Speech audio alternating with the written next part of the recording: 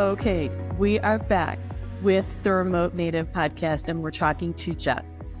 If you've been following Jeff's story, he was kind enough to follow us through from the beginning of the consult, through how to do the interview prep, through the positioning and the strategy and the changes that are necessary to achieve big things. We're not looking at lateral moves here. We are looking at something big. And one of his big asks was definitely he wanted remote work. And that's why Jeff is on the Remote Native podcast. So Jeff has accomplished something amazing, and we're going to talk about what his experience is because, sometimes even I get disconnected from the process of what someone goes through with the level of repositioning that we do and the level of goals that we're attempting to seek out. So let's start with Jeff. Jeff, first of all, give us a recap of how you're feeling. I believe you started a new role.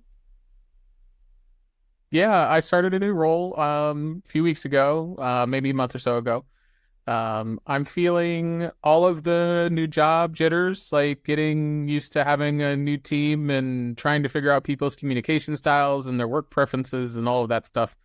And feeling a little, unsettled, but it's par for the course, and it's exciting to have something new, right? Especially having been wanting something like this for so long, to finally be here. It's such a big relief. Like, it's such a big relief. Good to be here. So let's talk about one of the goals and the brand promises that we're attempting here, not in this case, Remote Native, but also the concept of getting you calls for the jobs you want. And for someone in software engineering, you're getting calls a lot. You're probably getting calls right now. But still, yeah. Yes, but they might not be now. They should be better now because we repositioned you to get the calls that you want.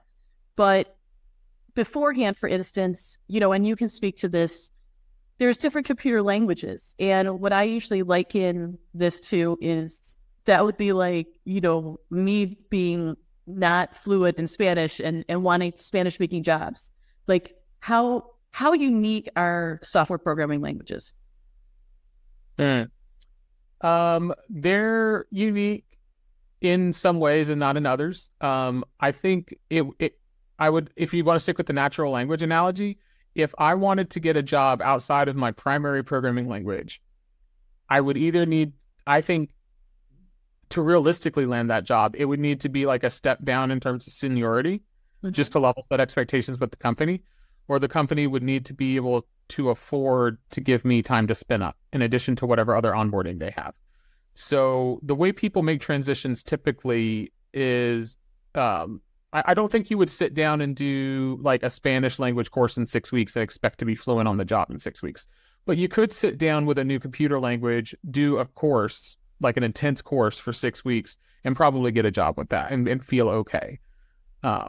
So it's similar and it's not. But I definitely, when I was doing my job search before we worked together, I was mostly just looking primarily for the titles that I was looking for, and I wasn't including like the language as part of the title search. And that was a huge insight and a big piece of what changed the kinds of phone calls I was getting. Because probably mostly you were getting calls for Java and Java, and you're more Ruby on Rails, correct? Yeah, and I do have experience with Java and Python and stuff like that. And all that stuff was on my LinkedIn. I was treating my LinkedIn sort of like a CV, right? Just listing all my experience. And because that's what people were actively recruiting in, that's what I was getting calls for. But when I changed around my resume, changed around my LinkedIn, and changed how I was searching, I started getting the things that I was looking for. And also, there's the concept of understanding the language and how fast you can pick it up and be good at it. And then there's what the languages are used for, because I believe Ruby on Rails is used for something very specific and what you're programming, which is very different from Java. Is that true? It can be, yeah. So Ruby on Rails is specifically a web application framework. Ruby is the general purpose programming language, and Rails is used for building web applications. So in the Java world, Java is just a general enterprise software programming language. In the Java world, there's something called Spring, which is similar to Rails. It would be your web framework in Java, and Python has Django. So Ruby on Rails is specifically for building web applications. Okay. That's important to know. Mhm. And how, once we repositioned you, I believe, I don't know how many leads that you had. I think it was over 40. Oh, it was well over 40, and they're still rolling in. Actually, I have to log into my email once in a while and let people know I'm no longer looking. Okay. Yeah. And just for listeners, obviously software engineering can really bring in a lot more leads maybe than other roles, but still it's, we're always shooting for somewhere between 10 and 40. And this depends on level. It depends on profession. It depends on industry, on how many leads are going to be driven by a campaign. But how did you manage that? I mean, this is a champagne problem, right? Yes. You had a champagne problem because you have a ton of leads. First of all, how well were they coming in and fitting? I mean, how well was the campaign specified? Was it driving the right leads to you? Yeah, that's definitely something I wanted to mention, because when I was searching before, I wasn't necessarily I wasn't making connections with those initial phone calls that were things that was worth pursuing. And out of all of the leads that I got after we started working together, there were maybe 5 or 6 where after the initial phone call, I was like, no, this isn't a good fit. So like the first call match percentage went way up. So the quality of the leads come in was much better. So it's definitely a champagne problem to have. It's more of a nuisance if the jobs aren't a good fit, but they were good fits. We were getting plenty of them in. In terms of managing it, I was lucky enough to be able to treat this sort of as a full-time job itself, doing the interviews and going through the processes. So I just had, with rare exception, like around holidays and things like that, I would have days where I didn't have interviews, but I had at least one interview a day. The modal day had 2 or 3 interviews. And when I say interviews, I mean anything from a phone screen through like a technical on-site or a virtual on-site, I mean. And those processes in tech can be quite long. There can be at least 3 interviews for each potential position, up to 5 or 6, depending on the company. And then technical stuff on top of that. So basically it came down to scheduling things in the calendar in the order in which they came in that I was interested in, and then making sure I had space in each day to do prep between the interviews. And with that strategy in mind, I was able to get, on some days 4 interviews in, but not much more than that. Well, yeah, that's intense. But I stayed pretty busy for 6-7 weeks, maybe 8. I forget. But it was, I was constantly fielding leads and answering questions from recruiters, and it was a great problem to have. I was submitting my resume before, and I wasn't always getting phone screens from that. I was doing applications and not getting phone screens, and now I was having people calling me and asking me to set, or emailing me and asking me to set up phone screens. So that was a big change. Once again, for the right job. I mean, this is the key. Yeah. Yeah. Like things that are mismatched don't help really, and they just are more frustrating because there's even more time that doesn't make sense. So so the quality of leads were better. Obviously, the quantity was there as well, but the quality is even more important. And I know we were mostly seeking leadership. Did you get some individual contributor ones in there too? Yeah, I actually ended up taking an IC role. We were targeting leadership, and I'd say I got about a 50-50 mix in those interviews. So when I say leadership in software, it can be different. Some people think of leadership as like just management track. Some people think of leadership as like the super senior IC roles. And so that's sort of where I ended up landing, is on more of the senior IC role level, where I could be, where I am leading teams or groups of developers across projects that I take ownership in. And then we also got some interviews for some more management style things. And it was really good to help me figure out the direction I wanted to go. So like having that variety in the job search was crucial for selecting the right job. Well, and it sounds like this is going to be a mix for you. There's going to be times where you're leading teams and times you're going to be alone, or some type of mix there, right? Yeah. Okay. Yeah. So did you see, because I know this can be kind of controversial, and I have seen this go, kind of both ways, because you talked about the virtual technical. I mean, is that the whiteboard concept, or what does this look like? Yeah, there's a bunch of different technical stuff. Sometimes companies will have you do programming exercises with somebody else on the call. So we call that live coding. Those can be anywhere from 30 minutes to an hour. And depending on who you are and your personality, they may or may not be a good fit for you. Some companies will do a take-home exercise.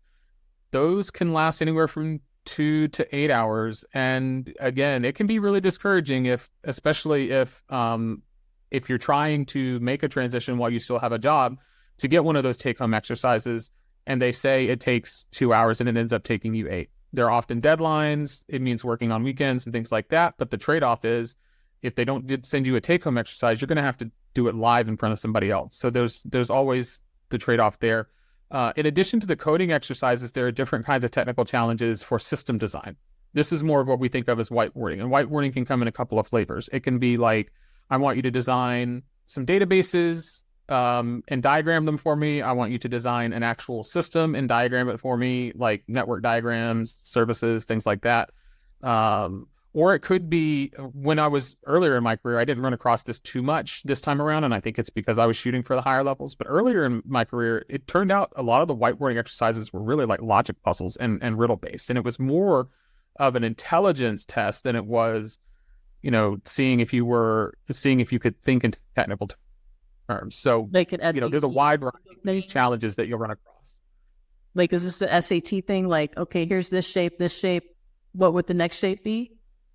Yeah, actually, I did have what felt like an intelligence or a riddle exam for one company, and it was a logic puzzle. They presented me with a few sentences, and they asked, it was a riddle. The old you've got a rabbit, a cabbage, and a fox, and you got to get them across the river, and you can only take one at a time. Oh my God! Do you do it in? It wasn't that, but it was like that. It was like that. It was like that, and I was totally shocked that came up. But in retrospect, like, it was for a large company, and the hiring manager, the demographic there was older, right, in terms of experience. They'd been around in the tech industry for a while. They probably went through interviewing processes that were similar, and so they just interviewed the way they were comfortable. And so, yeah, it can vary a lot. So it was old school. It was old school, yeah. OG. Yeah. Okay, I mean, in the role, now this is another interesting thing, and I don't know if you've been able to track everything. In the role that you took, what did they use for their screening? Like, was it the right? Was it? It was a bit of a weird process.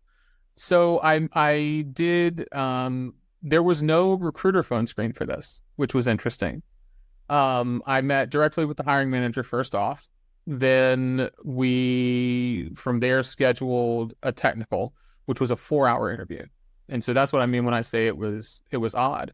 The technical started off with warm-up questions, which I'd gotten in a few interviews, which I really like. If you're going to do an in-person interview, it's nice to have like some technical knowledge questions that aren't like super challenging. They just get you talking and leave room for a conversation to happen organically. So that took about an hour. Then we went into a live coding exercise where he had sort of provided a bit of starter code, and it was my job I had a couple of tasks. There was one where I had to create something from scratch. There was another task where I had to read something that was already there, and refactor it and make it better. Basically, get rid of some bad code, improve the quality of the existing code, and then all of that was supposed to be backed by tests. And then there was a last part that was sort of like he called it the challenge after the challenge. It wasn't as important to finish, and by the way, they did great. They let me know all this up front. But that last challenge after the challenge was implementing a specific kind of interaction with an external service, which presents its own technical challenges. And so it was really more of I think it was like walking me through stages of complexity and seniority during the technical interview to get a good idea of where I would fit in the organization. Then from there, it was a culture screen with a developer and somebody in HR, and that was really nice. It was a really simple process. Okay. It was long, but it was simple. It was like, that's intense. So was there anyone of the leads that came in that didn't require either some type of technical screen, or pretty much they all required it on some level? There were only 2 interviews I had that I got moved to a late stage without a technical. And that was actually a little concerning. Like, if you had told me at the beginning of the process that was possible, I'd been like, great, those are the jobs that I want, because the technical screens, they give me so much anxiety, and you don't always know what they're looking for. And so oftentimes there's just this bad taste in your mouth after a technical screen when you don't get moved on. There's just no way around it. It's just a hard part of the process. But those interviews that lacked the technical screen made me wonder what was so different about that position, or about that particular role that they wanted to move so fast. Okay. If it were these were technical roles, right? Right. If it was a management role and they were like, just hand wavy on the technical stuff, that would have been one thing. But these were technical roles, so you'll see all kinds of stuff out there when you're interviewing for tech stuff. What would you say, to a listener who's in software engineering, to them about the nerves part, like, and the prep part? Is there any way to really, because I'm not a programmer, okay? So, that's not an area that I could necessarily plug into. It's something I have thought about, and we could talk about this as far as a resource to support people. I don't even know how I'd go about it, but, there might be people out there that like to coach on these things. Do you think that has value, or do you think it's just something you just got to dig in and go for it? Because there are so many different ways companies to screen for technical ability, I think the best advice is to just knuckle down and do it. Okay. If you're in a position where you can take your time with your job search, then maybe having some practice along the way would be helpful. It's hard to say, though, what the right practice is, because some of these were, you get some starter code and you have to get it across the finish line. Here are some specifications of what we want you to build, go build it. Some of them were, you have to start from scratch, and here are some specifications. Some of them were just, here's a particular puzzle we want you to solve. Here's an algorithm. Now, after you complete the algorithm, optimize it. Design this data structure to do this task. So there are coding challenge websites that you can use. HackerRank is one, Code Wars is one, LeetCode is another. There are a bunch of these websites around that will allow you to like work on practice problems, but that's for a specific kind of technical interview. I have found that it was harder to prep for system design interviews, because there aren't, by the nature of a system design interview, there's no way for a computer to check whether or not your system design is correct. Because what you're doing is you're taking a business need and you're translating it into technical details. You're not even translating it into code in a system design interview. You're basically saying, here are the pieces of a software solution that I would design and pull together for you, and this is how I would connect them together.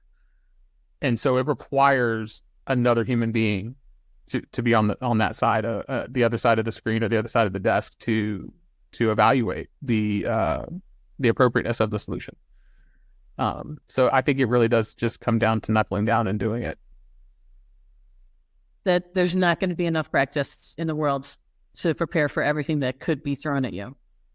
There won't be, and it's, if you're gonna get a take-home test, who knows the flavor of problem they're going to throw at you. You have to build a project. I mean, is it going to be a to-do app? Is it going to be a customer relationship manager? Is it going to be, I had one that was working with an external weather API and basically doing some cache optimizations to save on network bandwidth and things like that. So there's just a wide variety of things that people could ask for. How did you know when you were hitting the right fit? In terms of the company? Yeah. Okay. So that was part, like, So part of what I tell people is a job search, especially when you start getting over 10 interviews, you're gathering market intelligence about the labor market and about how you're perceived and about, what the value of the skills are out there.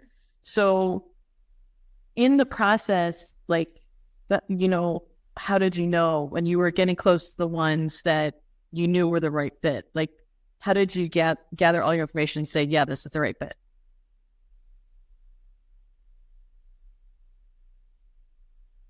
I guess in a lot of ways it comes down to, the same sorts of things you would rely on if you're dating or making friends, right? There's the human element that happens early in the interviews where they're sort of revealing what's important to them during the phone calls, right? Because neither one of you is trying to waste the other's time. You're both there. You have a goal in mind, which is to see if you're a match. And so, if they focus on things that aren't important to me in what I was looking for, then that would be a big red flag. A lot of times, it was clear after the recruiter screen that there was alignment, and so from there, in like interviews with the hiring manager and the technical process, that was more nuanced. It was just like getting to know somebody and how are they evaluating the thing that I'm working on. One of my favorite technical screens actually involved, it was a combination. It was, here's a take-home assignment, work on it a little bit. And here are 4 different levels of detail that you could work on. We're hiring you at this level, so only complete steps 1 and 2. And then when we meet with you for an in-person technical, we'll do step 3 together. And that was really cool because it allowed me to see how we work together, how we might work together. It allowed me to see the way they deliver feedback on code, delivered basically design critiques, and how they incorporate that feedback and how I would incorporate that feedback and basically how I felt with them. So that was really good. And then, once you get to those final offer stages, it's really about, for me, it was about just looking out for red flags, which unfortunately came up with a few. It's been a tough year, not just for job seekers, but for companies too. And sometimes you would get late stage in the process and there would be changes in budgets and they'd have to shelve a position. One position I was late stage in, they just said, look, we actually need somebody with less skill level than you because of the way the budget changed. And another one, it was actually, we were looking for you for this role, but this is the other role we actually need. So it all throughout the whole process, you're right. It's a market. You're gathering information about the market and it really just comes down to the gut feel. I think the prep that we did together, the behavioral interview prep really helped me hone in on what I wanted to message, which freed me up to be critical of what they were coming in with. Whereas before, yeah. Because it's a lot of work preparing those case studies on the behaviorals. It is. And if you don't prepare ahead of time, I mean, this is the first job search that I've executed where I did this much prep. Before, it was almost entirely I'm on the back foot during an interview trying to give them what they want, and I have no extra capacity left to critically evaluate what they're saying to me. And so that was something that I didn't anticipate when we started the prep process. I was thinking of it just like, I want to show up the best I can. I didn't realize that in showing up the best I can and in doing these interviews over and over again with the same prep questions and finding ways to message finding an appropriate prepared message that I'd already prepared for whatever question they could ask me. That skill freed me up to think critically about what they were asking and how they were responding to questions I had. Well, that's a great point because on the case studies, they're meant to be able to be retrofitted in. We want like 10 to 20 solid deliverables because I know this is something we talked about early on, even with the phone screen, is not to be philosophical. Like, this is my philosophy. Like, unfortunately, an employer can't make a decision based on your philosophies. Like, they need to know you can deliver. And what I love about what you're saying here is that because the case studies were there and you could pull them as needed, you were really able to reflect much more because you weren't trying to prepare your answers necessarily as much and say, okay, what are they asking? What are the nuances here? What do they value? You know, and take it from that approach that you could really evaluate them in a new way. I love that. I've never actually had a candidate tell me that, or professional say that the case studies help them in that way to allow them to be more reflective because you're not constantly being reactive. Yeah, and I think an additional thing that helps, that not everyone does this, and I didn't do it in the past, which is why I want to mention it. It's helpful to talk about the job search and the process you're going through with friends, if they'll listen.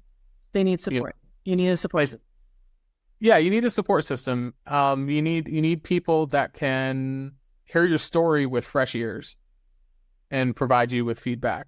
Because they a couple of times in explaining the companies that I was later staged with toward the end, I had a problem where I had multiple I was expecting offers from multiple companies around the same time. And then I had to make the tough decision of like, well, which one do I prefer and why?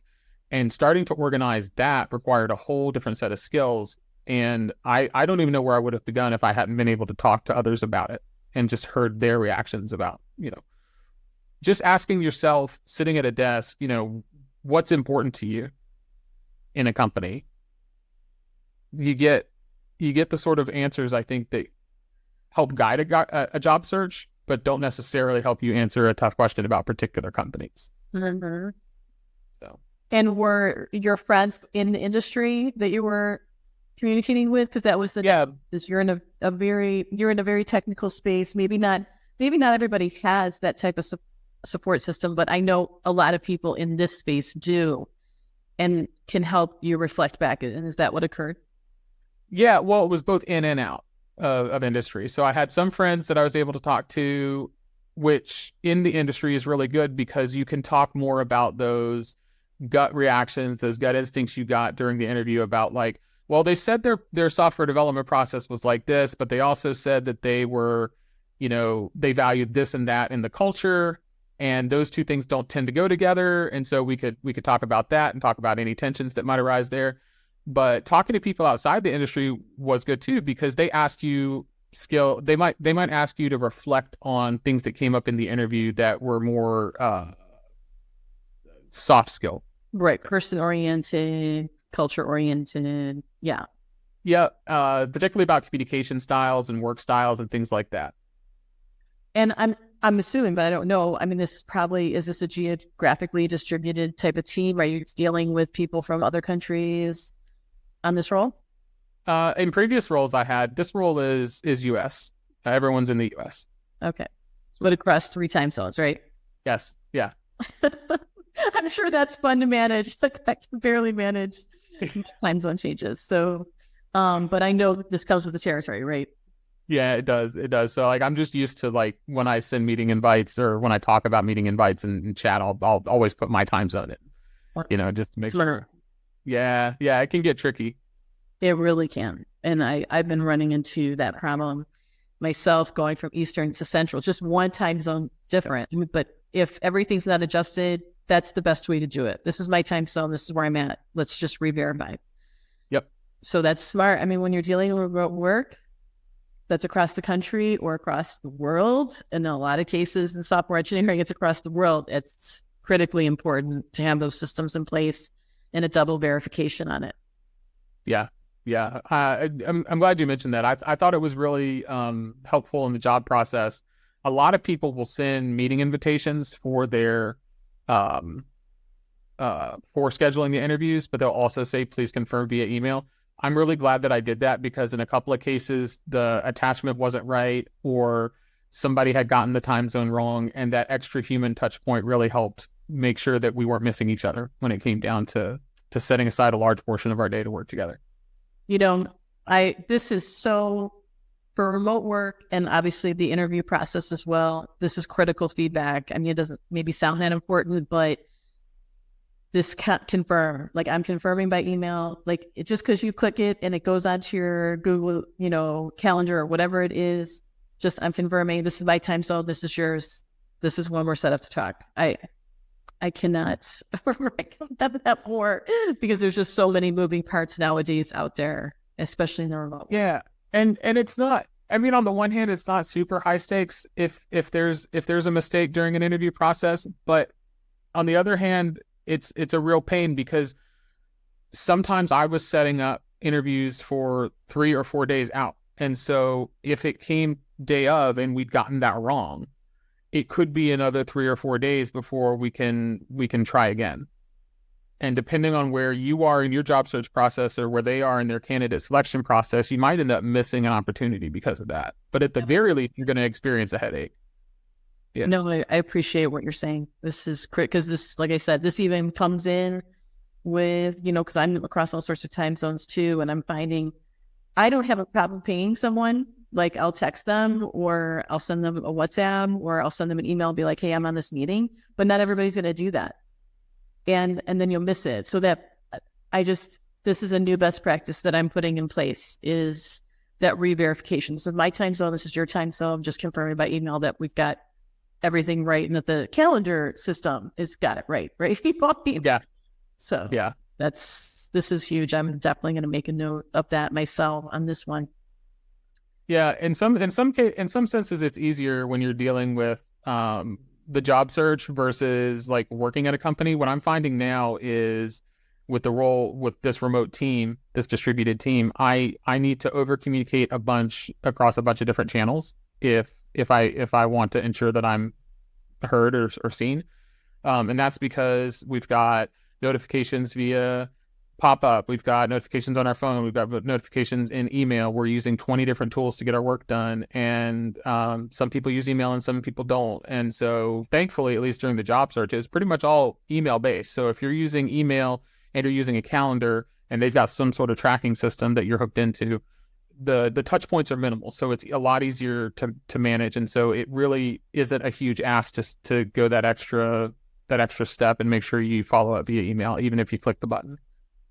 So this brings up the next point, though, is, should this organization have a more unified, because it sounds like these are people's preferences and the tools they like to use to communicate. Yeah. I think, not that you can necessarily determine. Just got a wonderful job. All right, let's change up our communication. But what I was thinking about is like previous roles where it was on site, but we still had like chat systems and things like that. It's still paid to communicate across different channels, because people may not always be plugged in to the tool that you're using.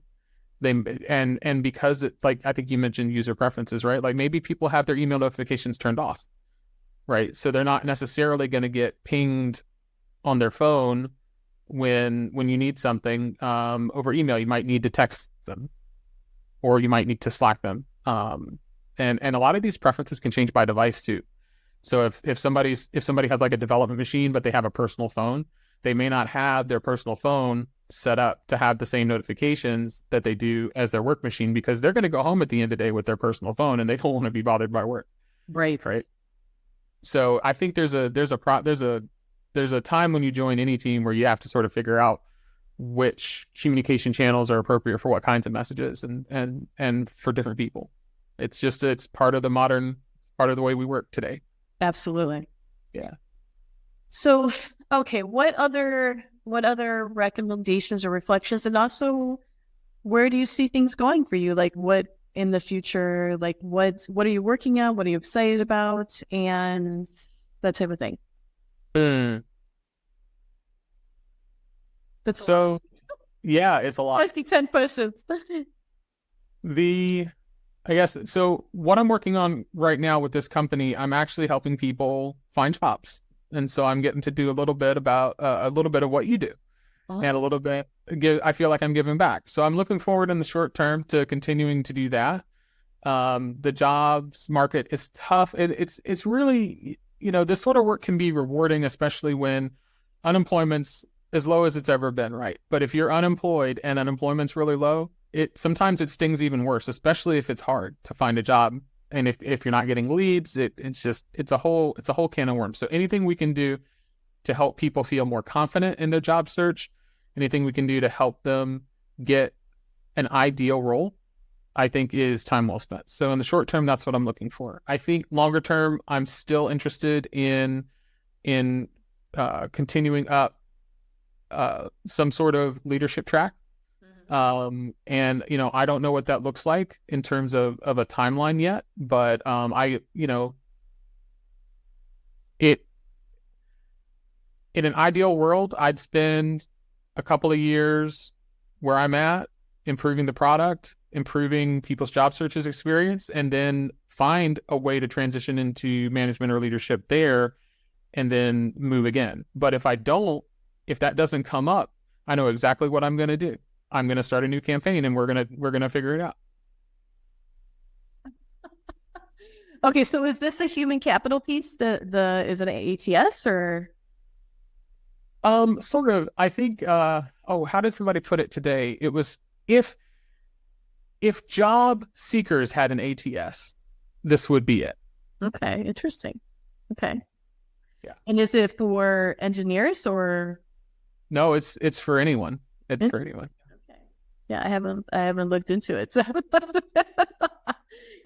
I might have something to contribute to that logic, but you might. Yeah. It might be worth checking out. So they have a resume builder, and they have an application a job tracking system. So you can use an extension, grab a job description off of LinkedIn or another site, auto apply, fill in.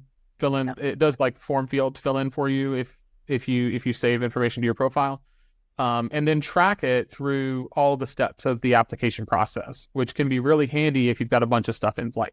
Right. Very interesting. Okay, so that sounds that sounds interesting, John. Okay, so all right, and then as far as other advice for people that are really executing an aggressive job search, especially remote. I mean, this is remote native, so that's speaking of that. Yeah. I think there's a lot of resilience in this process that, and then there's also the really stepping into these narratives and these new. What I'm finding just with different candidates is, I think what's disturbing to most people is that it seems like it should be easy and that everyone should know how to do it. And then when they step into the processes that we teach in the repositioning, they're like, oh, how would I have ever gotten this done? It makes the job search look more mysterious than it needs to be. Yeah, it's tough too, because it's hard to find good advice unless the person you're getting advice from has skin in the game. If you go to YouTube or TikTok, or look at LinkedIn or Facebook, or you just go to blogs, just do a Google search, and you look for resume advice, it's hit or miss. You'll get good advice on resumes. If you look for interviewing tips, I feel like it's even worse in terms of like weeding through the good and the bad. And God help you if you're trying to prepare for technical challenges for reasons I've already mentioned. So there's just not a whole lot of clear advice out there that is even actionable, right? So my advice, if you are executing an aggressive job search and you're looking for remote jobs, is stick with it. It's going to be tough, especially if you haven't had a remote job before, thinking about these cultural challenges. But you are really opening the doors for a wider variety of opportunities. You're going to get a chance to meet with many different people than you would if you were just executing a geographically, a search at a single geographic location. And the potential to discover all of those differences among the companies. How do I want to say this? You got a set of companies. You think of those companies as your job search cohort. You're going to be learning from company A what you like about company B, and vice versa, right? So really lean into the diversity that you're getting from having a remote search to make the right decision. and you probably noticed this too. I'm not sure if it was ever communicated, but what I find a lot with the type of leadership, because, really this is a leadership role, Jeff, that you took, is that these roles, the interviewers themselves are gathering information from the candidates and sometimes reframing what they need based on the interactions that they've had. So Yeah. yeah, I find that the employers are like, oh, wow, I didn't even know we needed that. Maybe we should be thinking about that. And so there's an iterative process with both the candidate and that could be kind of annoying, right? Because then they're changing the game in the middle of you. Like, you think you know what they want. They thought they knew what they wanted. And then in the process of talking to people, they realize, whoa, there's some things we haven't thought about and we might need to reframe this position. Did you get a feel for that at all?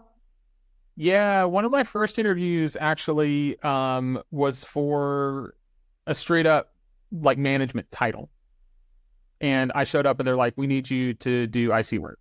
Like, one of the first things in the interview. And I was just like, it was really confusing. And I think what it came down to in retrospect, thinking about it, is they started with one idea and they realized they needed something else during the job search process. And that's exactly what happened on my side as well with several companies. I thought I was looking for one thing, and in being able to position myself and express those desires or those needs to multiple companies, I realized that maybe it wasn't as important to me. I got to shift my priorities list around, or I got to shift the strategies and tactics that I was using to focus on what was important to me. And I learned, that's at the end of the day, that's really what it's about. It's about learning. I learned what was important to me just by doing the interview process. And the things I was looking for in my 6th week were not the same things I was looking for at the beginning of my 1st week.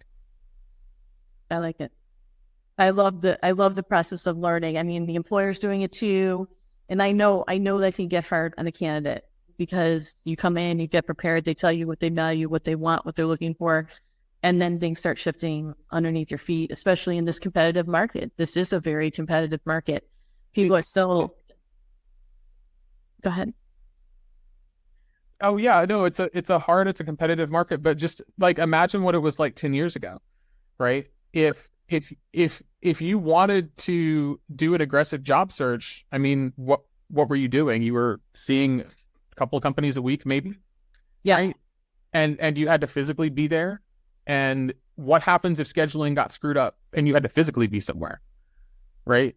So like in a lot of ways it's a brave new world for remote work, and things are hard. Things are challenging working remotely, but it's also a great opportunity for learning and for growth. Well, and you're absolutely right. I mean, what we can deliver now with remote work compared to before is a totally different ballgame.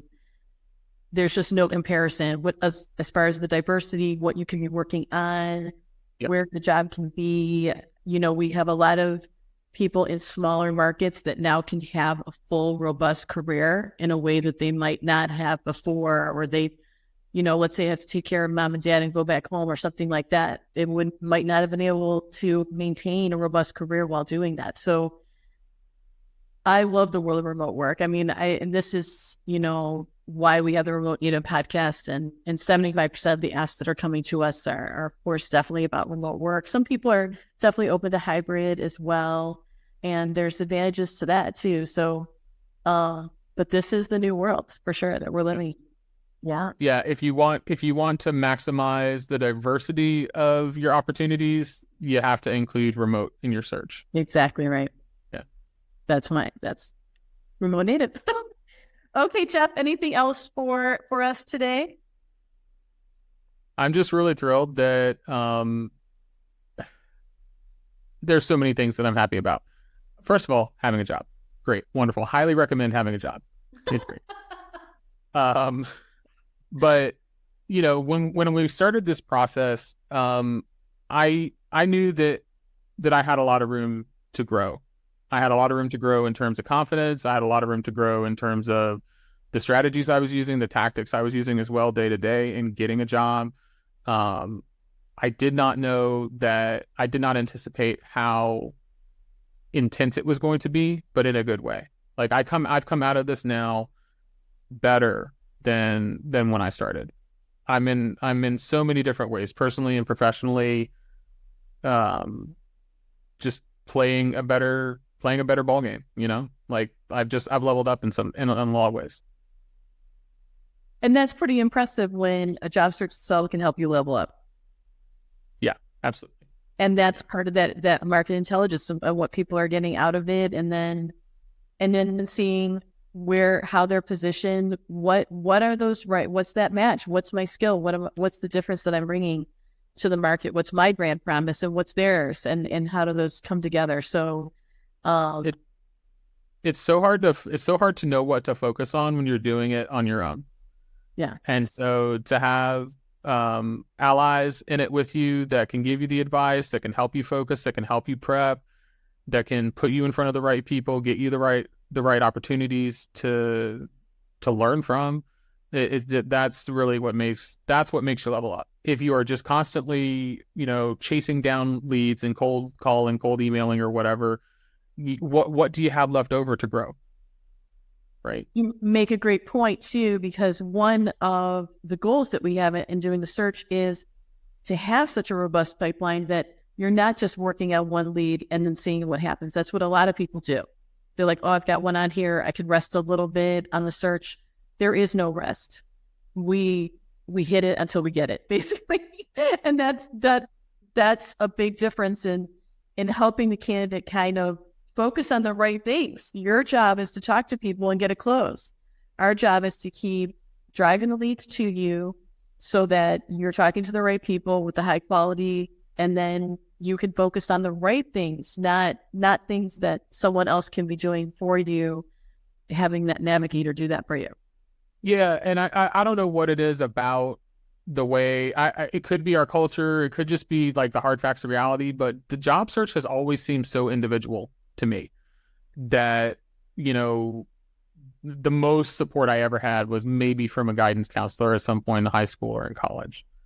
But other than that, it was all up to me to figure it out. Even if you have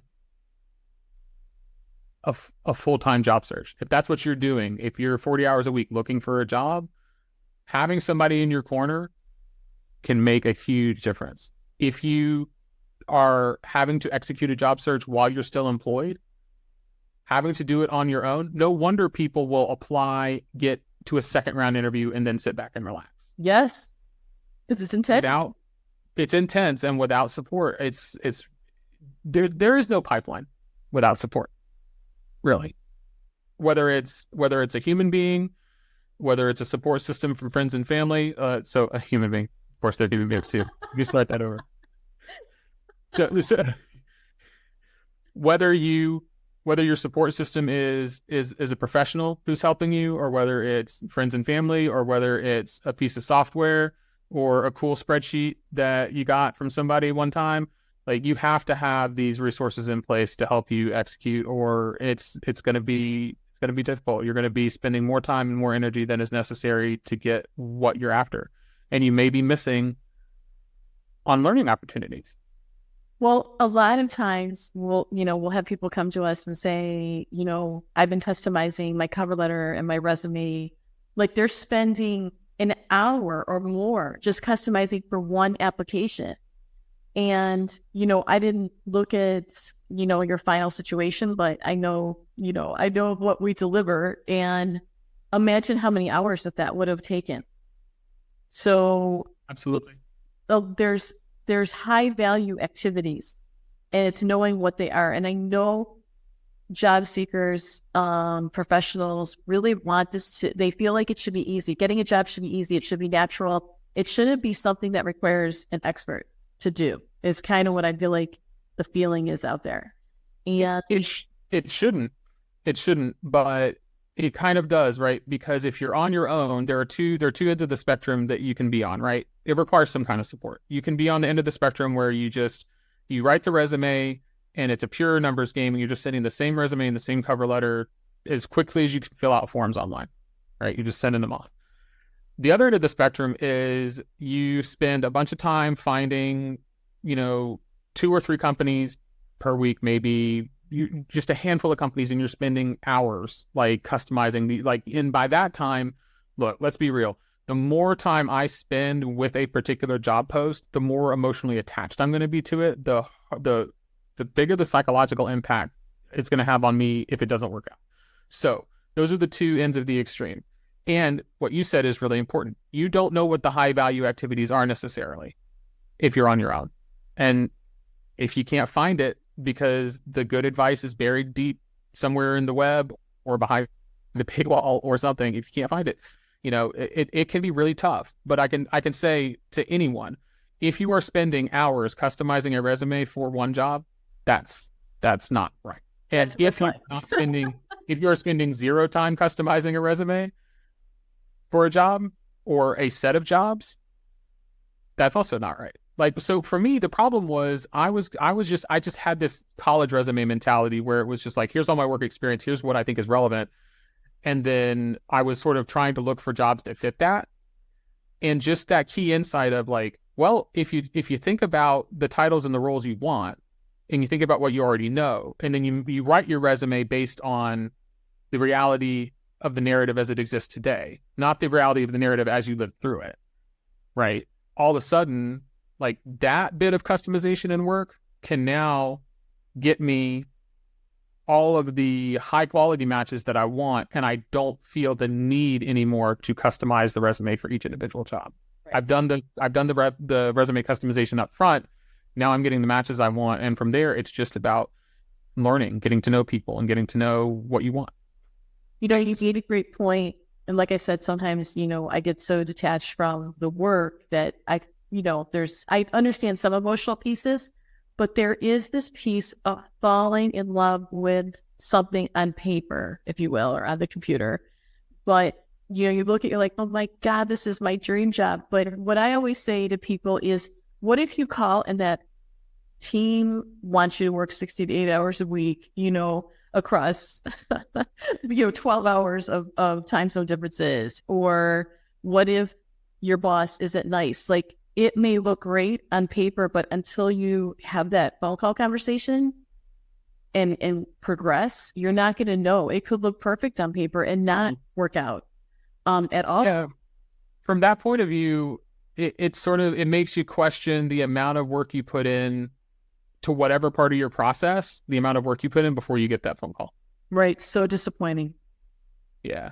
To have invested all that time and to have fallen for it on paper.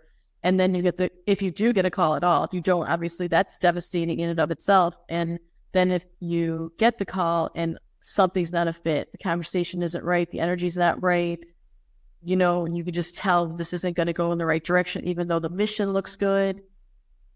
This is a huge lesson that in teaching and coaching that we do with people is the right fit is if you look back at that job ad, you wouldn't be like, oh yeah, I'm in love.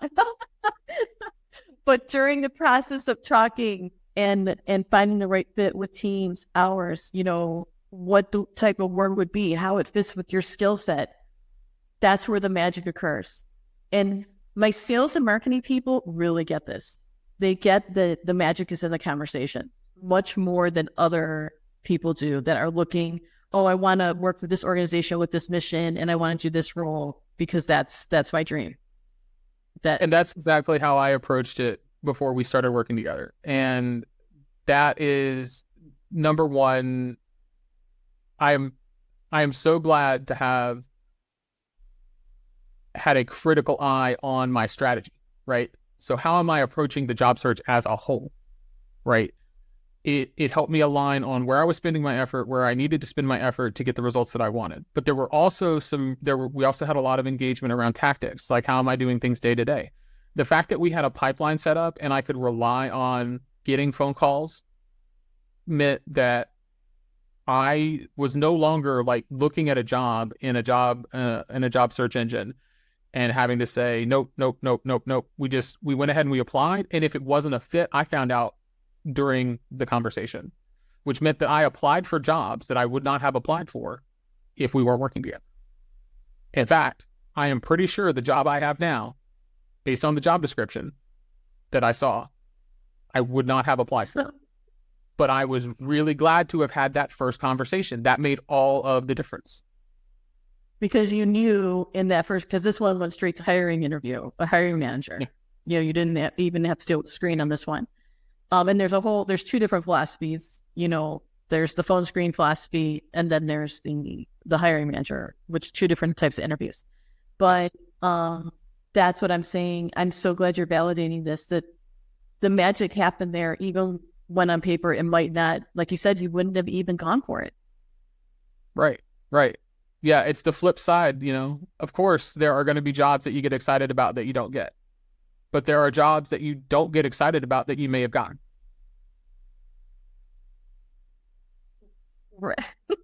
And there's jobs you're excited about that you would get, so it's everything, but it requires conversations. Yeah. I don't even call them interviews anymore. It's conversations. You're having a conversation with someone to see where the fit is there.